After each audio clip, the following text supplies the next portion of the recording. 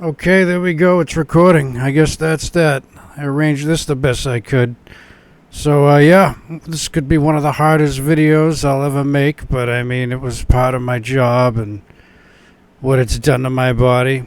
277 volts at 30 amps. I've made the comments before.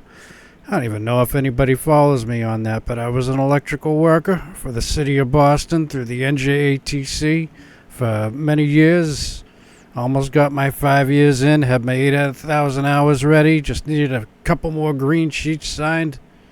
But I don't want to get too sidetracked on the epic saga that I experienced throughout all my 20s, getting into the electrical trades. Done 1,000 jobs safely without issue.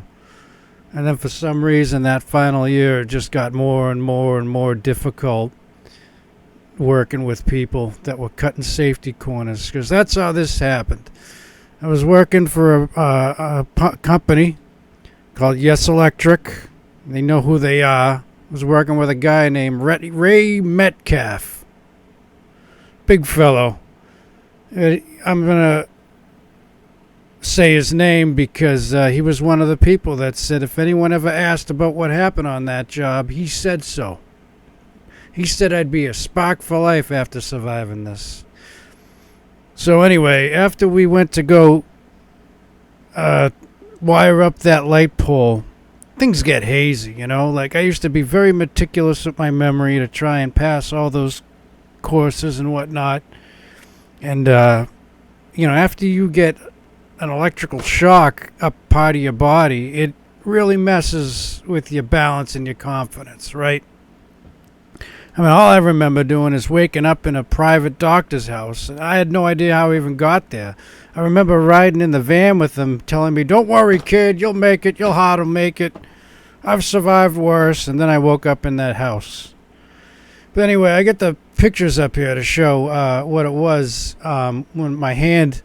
So I had a PDA back then. It was like 2011, and we weren't bringing cell phones on certain jobs, and I was just getting used to leaving the cell phone in the car. But I had a PDA for notes and work, and it didn't have the best camera. But my hand, how can I point at? You can see it here, right here, my hand. It's not the best picture, but my hand inflamed. I had no pain in it after that, but it felt like it was full of cotton and sand, and my hand wouldn't really work right. But I had no pain, and I could still grip then. I just had kind of trouble using my fingers. And then my leg, that's what it looked like after the burn. Like that, it looks like it's just that spot, but I felt that all the way up my leg into my tailbone area. And that's where the problem started really getting out of hand. The ER doctor, the first ER doctor I had said, "All right, this is an electrical burn. You're going to need a primary care physician for us to be able to do MRIs and treat you further." And I was in that NJATC work program, so I figured, okay, they'll take care of me. They take care of everyone. They want everyone to go back to work. Why wouldn't they, help me through that? So that's another story I got to get into, on how I couldn't get my health insurance to prove for like 2 years. So I had to hire a lawyer to investigate, which brought everybody into court, and that sucked. That really, really sucked. And to have to present my pay stub to show I was even on the jobs is just unbelievable. I can't even begin to explain. But they did say to us in the apprenticeship school, if you're an apprentice at the NJATC program, I don't care, anywhere in the country, all right? I did it in Boston, all right? They said to us, we don't know what 277 volt lighting will do to you if you get hit by it. They warned us. It's not something you want to be messing around with, And some of these DCR jobs, which is the Department of Conservation and Recreation, they do all the parks around the cities. They were cutting safety corners, all right? That engineer was supposed to leave this gate to the pool area locked until we were done wiring everything up. But when we got there, it was open. There were people running around. There was a lady in the pool. I mean, the guy instantly got on the phone and started shouting at the city, the electrician I was with. He's like, "What are they doing? Why is this unlocked? What's going on here?" He wasn't even sure if we should proceed with the job. So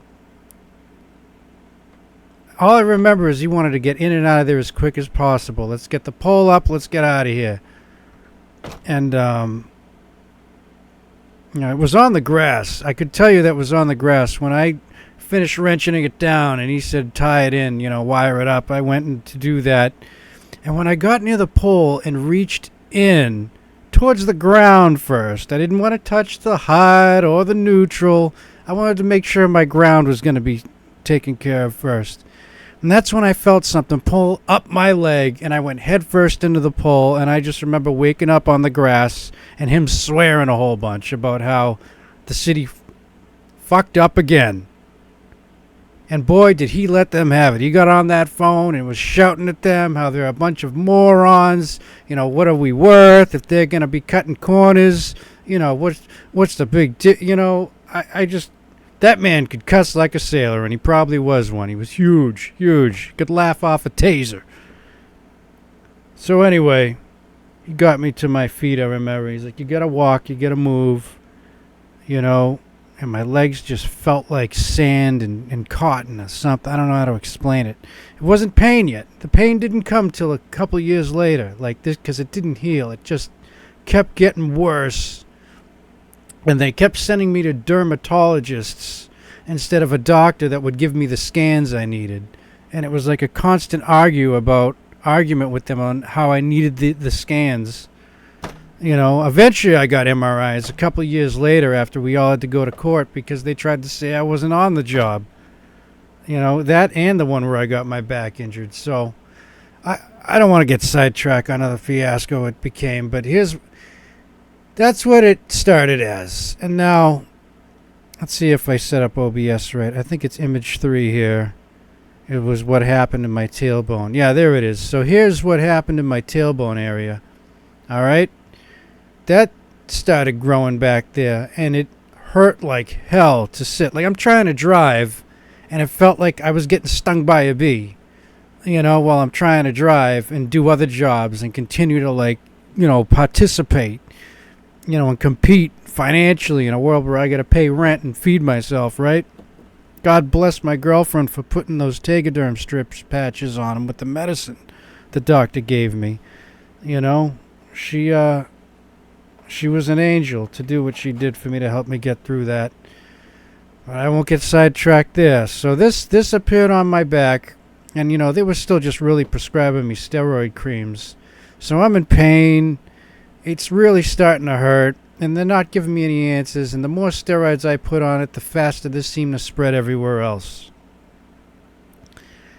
So, then it went up my back. So what image is it? This one? Yeah, this one. Here we go. So then it went up my back like this. And, that was around the time the doctors are saying, oh, it's psoriasis, or it's an immune reaction. It's psoriasis. It's an immune reaction. What's the underlying cause, Doc? Oh, well, it's hard to say. Well, I had an electrical burn. Oh, that's interesting. Well, we can't diagnose it as an electrical burn, so we're going to diagnose it as psoriasis. Okay, Doc, you're the doctor. Why would I argue with the doctor? Didn't make sense to at the time. So, this is starting to really hurt when it got to my back like this. This was... I couldn't walk or use the right side of my body because that was my right leg, by the way, and my right hand. So it was starting to get all locked up. Like I felt like, I don't know, just locked up. And it was very sore all the time, and it's the image of my back here is about 3 years after the burn. Okay. So it still hasn't healed. It's still spreading through my body. It went up my leg, up my back, up my tailbone, up my back, and it kept going. It kept going. They don't know what 277 volts would do to you, especially on the 30 amp circuit I was tying in. Now, I'm not saying 30 amps went through me entirely, because if there was, there'd be nothing left of me, right? So there was some God, thank the gods or whatever you believe in. Thank God that it didn't incinerate me on the spot, or cook me alive. And any of you who have gone to an OSHA class, you know what the smell of cooked hot dogs are like. So anyway, this is happening, and throughout this time, every now and then I'm tasting copper. Like, I can taste copper. And it's just an annoying feeling. So I'm thinking I have to go through a heavy metals detox plan too on the side. So there was a lot of natural healing things. I thought, this is just my immune system. I'm just being a wuss, man up and walk it off. This will go away. Eat more spinach. I'm trying to laugh about it now, but it was the most horrible, horrible pain I ever knew possible. I cannot tell you how horrible and awful it got. So it started getting life-threatening when it spread up my neck, which I believe is this image here. Yeah, it spread up my neck, as you can see on this side. And I had all these little, one of my dermatologists said those little white lumps are your immune system. And I said, well, they hurt like hell. Well, what's going on? And she says, well, your immune system's attacking your body, and we have to calm it down. So, they started, what was it? They did have me go into phototherapy with the steroid treatments. So I would put on steroids, creams, and they would put me in this standing booth, which is my YouTube icon image for now. It's that little blue booth. I kind of colored it or inverted it because it was all electrical related, but they have me doing that, and this doctor flies in from Europe after I do 2 years in that radiation booth and says, you've done the most treatment in my machine I've ever seen anyone do. You haven't missed a day, but there's something more significant going on here. You do not, what was it? The steroid creams were not stopping this. There's something more significant going on. And that's when he said, the next step is methotrexate. And I thought my life was over because I knew that's a cancer medicine. I'm thinking, what do? I mean, I need to be running on the beach and exercising and doing my math work and competing for a job that'll help me pay the rent and buy food. And I want to buy my girlfriend a house, I just want a 9 to 5. I didn't want this mess. But I don't want to get into all the therapy I had to go through to get through that. I want to try and focus on this and make it as compact and summarized as I can here. But, it had a psychological effect on me, all right. So I am considering the methotrexate, and I'm thinking to myself, I don't want to poison my body with that. I went through that work program doing all this stupid drug testing and avoiding all the drug addicts that I could that had all their issues. I did not want to put a drug in my body that would pollute my body. I'm not that I'm perfect. I drank alcohol. I wasn't a person that turned to drugs. I would have my beers. I would have my rum every now and then. My spiced rum, I missed it. I like meat. I like to drink moderately on my weekends, sometimes not at all. So I wasn't perfect, but I avoided drugs because I wanted to be mentally acute so I could be mentally astute. Anyway, it got even worse when it spread up my back and up my neck. So these next two images are very, very difficult for me to share, but here's what 277 volts can do to a human body, and there's probably worse too. So here's my face when it was at its worst, and I was like, my life's over. I'm going to start a cancer medicine now. None of it was cancer, by the way. And can you see all that brown and red around my face and my jaw? That all tasted like copper. All I could taste was copper for like a year or two. Just copper. the bottom of my jaw. I bought like 9 mouthwashes all day. I'd be sitting there with mouthwashes. So believe me, it's not that I'm not a clean person. I have great hygiene. I recommend good hygiene for everybody, but that was coming out of my body. So, and look at my face too. Like that's why my hair and sometimes I wear the bandana because it just turns red and it hurts because I'm still fighting it. But yeah, my face, I felt like there was glue stuck to my face all the time for the next 2 years of my life. And not to mention how I could hardly walk from it. So, like, this isn't the future I worked hard for. I wanted to be an electrical worker on a team. If there was something in electrical work I shouldn't do that I couldn't be capable of, I'm sure they would have found some office job or some other type of job for me. They liked my grades. They liked my work ethic. I didn't think I'd be an example of DCR cutting safety corners and trying to erase workers' history. Your Electrical Solutions, that was the company. Ray Metcalf, ask him. I don't know where he is. Someone told me he died of a heart attack on a ladder. Ask you, Ray, where are you? So this last image, and then I'll wrap it up. This is when I couldn't breathe, and I went to the ER, and I said, give me the methotrexate. Okay, and I don't like sharing this image because it shows me in the worst state of my life. But it's not just about me. It's about any electrical worker. If you're working around power, you just can't take anyone's word for it that it's off, okay? Including the city. It all should have been off. The park should have been locked. Whatever. Here's the image.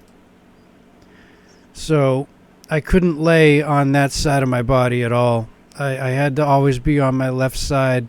If I moved to the right, it felt like my lungs were plugged up. All that brownness left my face and went down my throat. And again, all I could taste was copper. I know what copper's like, the smell of it, just being around it, and to taste it like that, it was horrible. So the dermatologist said to me, once again, this is just a severe form of psoriasis. We've never seen anything like this. It doesn't look like it should. It's very strange, but we're sorry. If you don't survive, this is a fatal case. And I was horrified. I thought this was the end for me, and this is before I even started YouTube. I was going through this stuff trying to take care of my girlfriend who was having her issues, and she saw me and she was trying to take care of me. I wasn't the same guy that she met. I got another picture up there when I was completely healthy and full of muscles, and then I ended up like this guy. This is what it did to me. It passed all through my body, and I couldn't breathe, and they put me on the methotrexate, and I went home to die. I wasn't sure what was going to happen. My mother, who saw me in this state, couldn't believe that I was in a union program, that wouldn't help me get my insurance and the treatment I needed. To get into that is we had... make one other name here, Chris. Sherlock. Okay, when I called you and asked, and you said you don't know what I'm talking about, that's when I felt like I was alone. That's when I felt like I was alone, and I needed to get away from there and get a lawyer and have someone investigate and help me. Help me. Part of a brotherhood, my ass. Anyway. This is what 277 volt lighting can do to you. And this happened to me 15 years ago. I kept working until my legs gave out and my back I collapsed carrying that rigid conduit on my back. And I couldn't lift anything anymore. My body gave out, and the doctor gave me a cane. And I tried delivery driving and taxi driving for a couple of years, and then it just got worse. I couldn't sit. I couldn't use my leg to drive. I couldn't play my guitar anymore. And I was in and out of the hospital expecting to die. Be careful out there. This was a hard video to make. I gotta take this picture of me off the screen now. It's too hard for me to look at, but this is how it spread through me. It was red. It was always red first. These just searing red pains and the taste of copper. That's what I get for showing up and doing my job.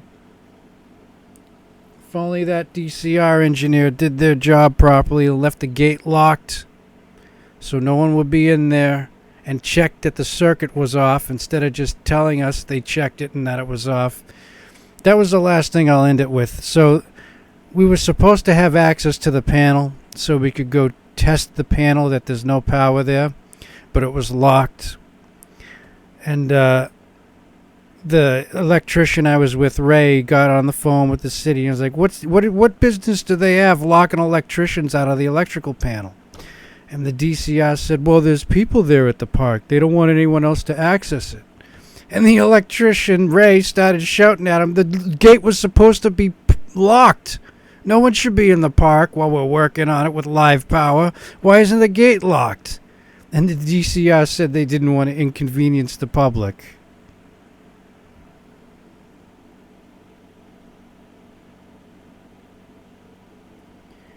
So that's how my 5 years in the NJATC ended up. That's how that went to an end. And when I rage post about it, some people tell me, get over it. Ho, ho, ho, ho. Clueless clowns ain't got no experience. Nobody should have to go through this. And nobody should have to be told by... One last thing. They sent me, the first doctor they sent me to, finally at State Health after I went to court over it, she tells me I'm confusing my pain with white rage. And that was 2014. I had to demand a new doctor, but that's a different video. I want to make it a separate video. I don't want to talk about that here. It was hard enough to go through all that. Whatever's going on with Boston City policies and whatever they're hiding, maybe it does need to be investigated. Here's hoping to a better future. Alright, I gotta end this here. I don't want to go on and on about it. Good luck out there and be well.